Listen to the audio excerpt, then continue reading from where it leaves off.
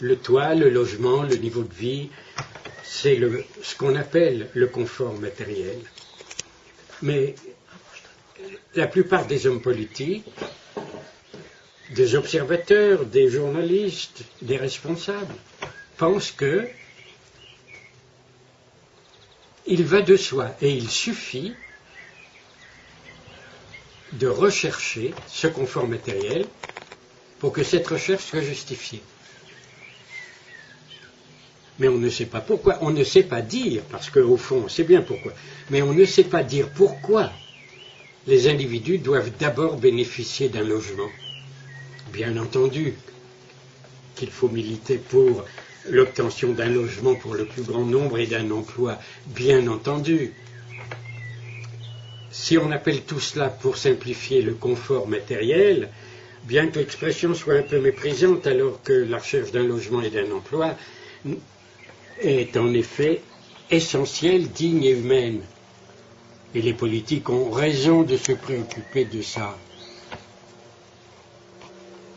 Mais ils ont tort de ne pas s'interroger sur les véritables motivations, la véritable valeur de cette recherche. Pourquoi rechercher et donner un logement?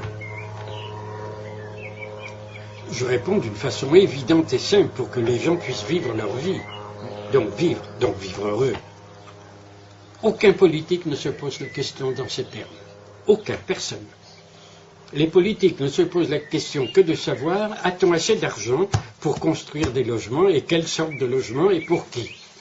Mais pourquoi construire des logements? Si on rappelle clairement qu'il s'agit du sens même de la vie, une personne qui n'a pas de logement est une personne qui n'a pas de vie. On le sait bien.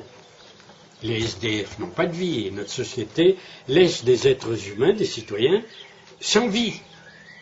Ils sont matériellement vivants, ils sont sans vie, puisqu'ils n'ont pas de logement. Ils n'ont pas de logement, ils ne peuvent pas avoir de livres, ils ne peuvent pas avoir de radio, ils ne peuvent pas recevoir des amis, ils n'ont pas de logement, ils n'ont pas de vie. Et les politiques continuent à dire il faut des logements. Oui, mais pourquoi? Et alors, si on était bien convaincus, si les politiques étaient bien convaincus que l'enjeu final de la recherche d'un logement ou de la recherche d'un emploi, que l'enjeu final est le sens de la vie, s'ils en étaient sérieusement convaincus, ils se battraient sérieusement pour la mise en œuvre de leur programme. Or, ils ne le font pas parce que pour eux, c'est simplement des éléments de programme qui peut-être vont permettre de gagner une élection. C'est assez lamentable. Quand on voit des partis qui, avant des élections,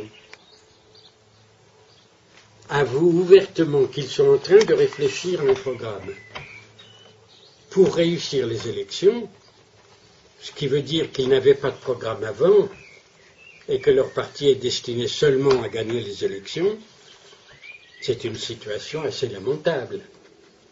Et comment peuvent-ils dire les uns ou les autres qu'ils appartiennent à telle frange de l'opinion s'ils n'ont pas un certain nombre d'idées et de projets en tête? Et tout se passe comme s'ils n'avaient aucun projet et qu'ils vont chercher des projets un petit peu avant les élections. Autrement dit, l'action politique actuellement est à un niveau désolant de médiocrité, on va dire.